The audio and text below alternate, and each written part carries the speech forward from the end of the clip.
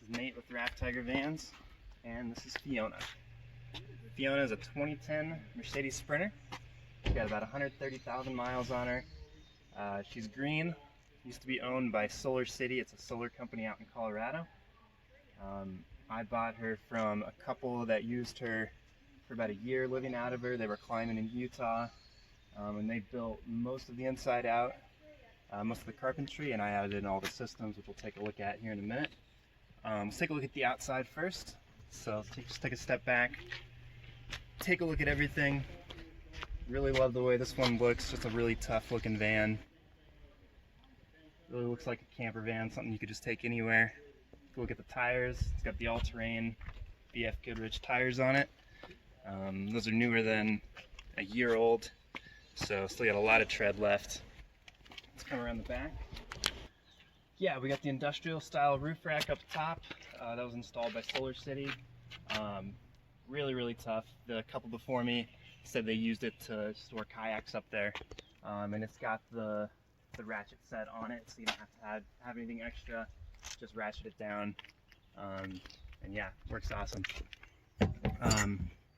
Also got the two 100-watt Renogy solar panels up there, and the roof vent, the vent fan. That's a 10-speed fan. Adds really nice ventilation, and yeah, the solar panels give plenty of power for you. All right, let's take a look at the inside. So all this layout and pretty much all the carpentry was done by the couple before me. So they chose this style, they chose this layout.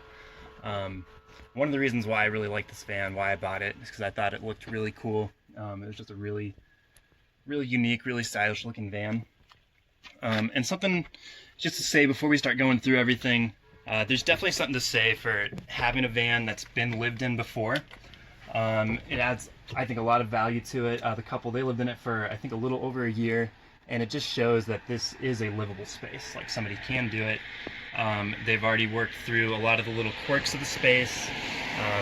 We'll see some of those when we go through. There's a lot of little things here and there that you can just kind of tell that somebody's been living in this space, somebody's used this space, and it's a very practical space to be used. The lights are on a switch right here. It's on a dimmer switch. They're all LEDs, so that's really nice, really convenient. Let's look at the couch. So I like the way the couch is facing the outside of the van. So right when you open the door, you can be sitting on the couch, you can be looking out the couch.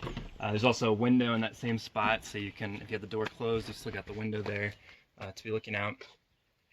This couch folds down into a bed, so I'll set that up real quick, show you guys how it works. Basically this part right here just slides out.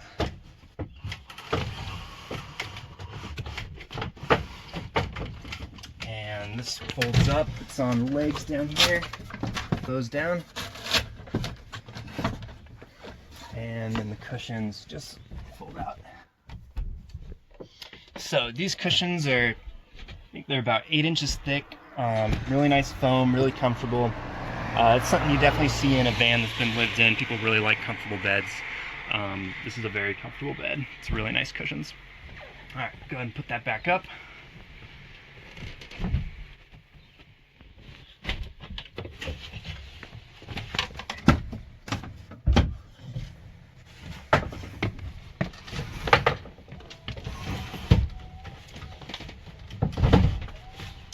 All right. And then under the couch, there's a lot of storage space, so still utilizing all the space. It slides out right here, goes all the way back, so there's tons of storage in there. This one hinges up as well, and there's also the diesel heaters under this one. So there's a 5,000 watt diesel heater. It's connected straight to the fuel tank, so you never have to refuel it. Thermostats are right here. And it comes out below the cabinet here. So that thing works great. I've used them before in vans, and they just keep this place really warm. It's really well insulated too. That's something that the couple did before me. They put foam insulation. You can tell they put a lot of time into making sure this thing was insulated well. All right, so we got the countertop back here. We got the sink, we got the propane stove. I'll show you the propane tank in a minute. There's a water tank under here. It's a 15-gallon water tank. It's connected to an electric pump, so you don't have to, or you just have water on demand at the tap. This right here is for your gray water. It just pours out, so they didn't put a gray water tank in it.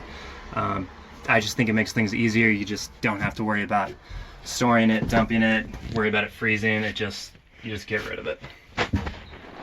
All right, look at the back here. So got the stove right next to the back door, so if you wanted to vent it more, you just got to open this back door. Right below it, this is where your propane tank is.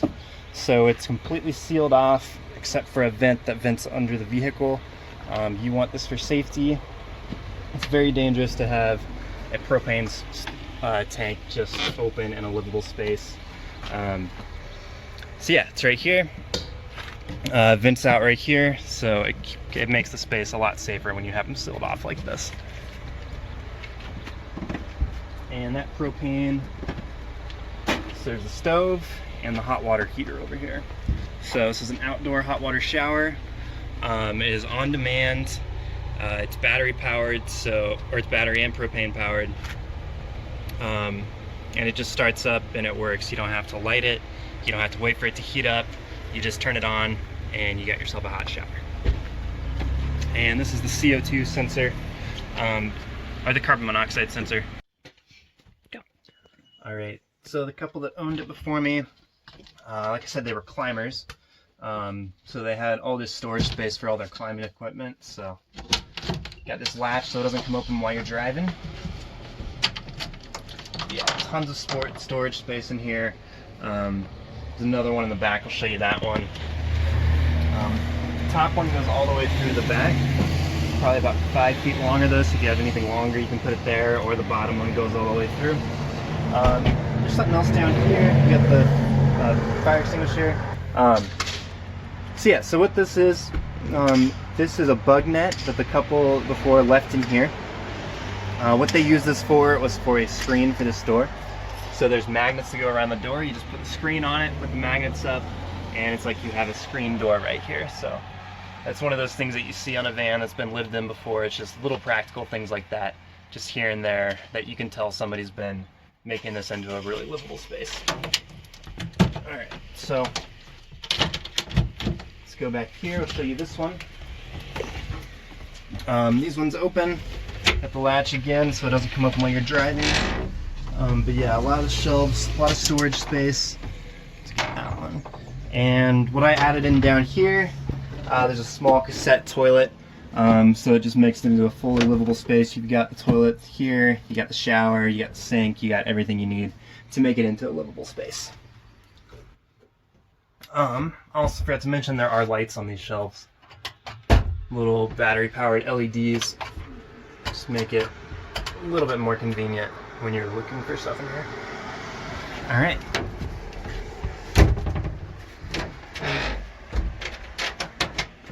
Let's take a look at the front. Still going? Mm-hmm. Yep. All right, so let's take a look at the front. I'm gonna go around to the door.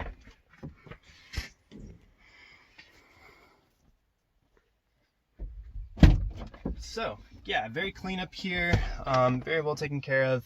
Something interesting up here, the fridge sits right here. So this is a 12-volt cooler style fridge. It works really well. And I was kind of wondering when I bought it why they would put the fridge up in the front, but started to kind of realize they made decisions for a reason. First camping trip that I took this van out on, we went to get groceries right before the trip, come back to the van, and just kind of immediately realized how convenient it is to have the fridge all the way up here. You don't have to go to the back to put groceries away, you just put them in, you go. And then when we're driving down the road, it was really nice just to have a snack up here, have a drink up here. There's definitely a reason that they put it here. So just take a look at the electrical system in here. It was partially installed by the couple before me. When they were telling me about it, they kind of told me that it was the first time they had done an electrical battery or a battery setup and a solar setup. they were kind of skeptical about it, but I went through and double checked everything. They actually did a really good job on it. It's a pretty good system.